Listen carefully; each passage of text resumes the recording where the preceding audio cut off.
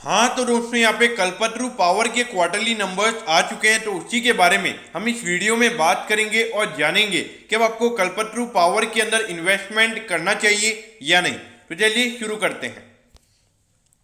तो देखिए, सबसे पहले अगर हम कंपनी के टोटल रेवेन्यू की अगर हम बात करें तो कंपनी का टोटल रेवेन्यू यहाँ पे 21% क्वार्टरली बेसिस पर गिरकर 3204 करोड़ का यहाँ पे कंपनी का टोटल रेवेन्यू निकल कर आया है। तो अगर आप देखोगे तो क्वार्टरली बेसिस पे यहाँ पे जो कंपनी का रेवेन्यू है वो हमें गिरता हुआ नजर आ रहा है, और उसका मेन रीजन है कोविड की सेकंड वेव। तो उसकी वजह से यहाँ पे जो पावर का कंजम्पशन था वो यहाँ पे कम हुआ है, उसकी वजह से हमें यहाँ पे रेवेन्यू क्वार्टरली बेसिस पे गिरता हुआ नजर आ रहा है। और जो प्रॉफिटेबिलिटी है वो भी यहाँ पे 58% क्वार्टरली बेसिस पर गिरकर 78 करोड़ का यहाँ पे कंपनी को टोटल नेट प्रॉफिट इस क्वार्टर में हुआ है।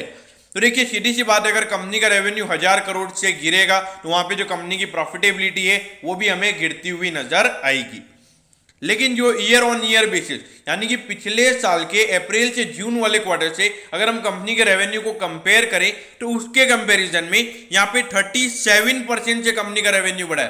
तो यानी कि पिछले साल की जो कोविड की फर्स्ट वेव थी उसके कंपैरिजन में यहाँ पे ज्यादा इंपैक्ट बिजनेस पर नहीं पड़ा है।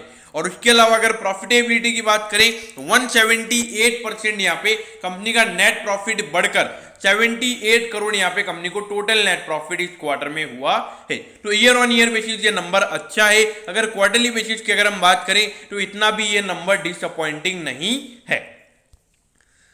अब ये देखिए, 7225 करोड़ का इस कंपनी का मार्केट कैप है। दोस्तों आपको पता होना चाहिए कि ये कंपनी को पूरे साल का लगभग 15 से 16 हजार करोड़ का सिर्फ रेवेन्यू मिलता है। और अगर प्रॉफिटेबिलिटी की अगर हम बात करें तो पूरे साल की ये कंपनी अराउंड 500 करोड़ से ज्यादा का मुनाफा हर साल ये कमाती है। तो मेरे ख्याल से वैल्यूएशन पॉइंट ऑफ व्यू से ये स्टॉक अभी मुझे अंडर वैल्यूड नजर आता है। अगर देखा जाए इंडस्ट्री के कंपैरिजन में आपको ऑलमोस्ट उसी वैल्यूएशन में मिल रहा है। अगर डिविडेंड यील्ड की अगर हम बात करें तो 2.06% का यहाँ पे कंपनी का डिविडेंड यील्ड भी है।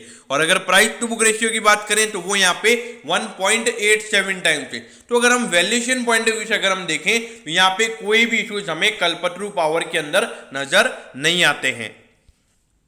अब ये देखिए, पिछले 4 साल से जिस तरीके से यहाँ पे इसका जो रेवेन्यू हमें बढ़ता हुआ नजर आ रहा है, हर साल ये बिजनेस 15 से 20% की ग्रोथ हमें लगातार दिखा रहा है। और अगर प्रॉफिटेबिलिटी की अगर हम बात करें तो हर साल यहाँ पे कंपनी की प्रॉफिटेबिलिटी बढ़ी है। क्योंकि देखिए 1920 में कंपनी की प्रॉफिटेबिलिटी कम हुई थी, बाकी हर साल यहाँ पे कंपनी का नेट प्रॉफिट हमें बढ़ता हुआ नजर आ रहा है। अब ये देखिए, 476 में यहाँ पे कल्पतरू पावर का स्टॉक अभी ट्रेड हो रहा है, और इसका जो ऑल टाइम हाई है वो है 554। तो अगर हम ऑल टाइम हाई से यहाँ पे अगर कंपेयर करें तो अभी भी ये अराउंड 13 से 14% आपको ऑल टाइम हाई से डिस्काउंट पे मिल रहा है।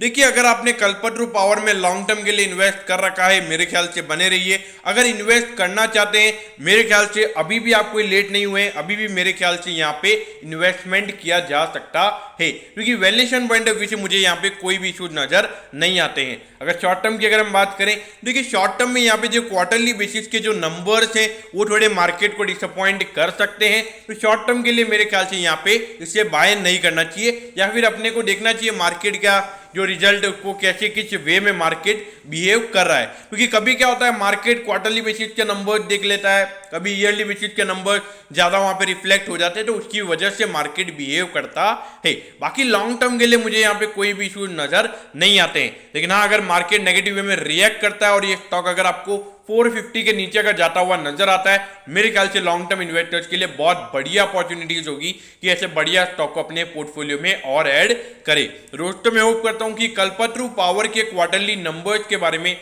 आपको सब कुछ पता चल गया होगा। अगर आपकी कोई भी क्वेरीज है तो आप कमेंट कीजिए, मैं जरूर आपके कमेंट पर रिप्लाई करूंगा। ओके दोस्तों, thank you, have a nice day.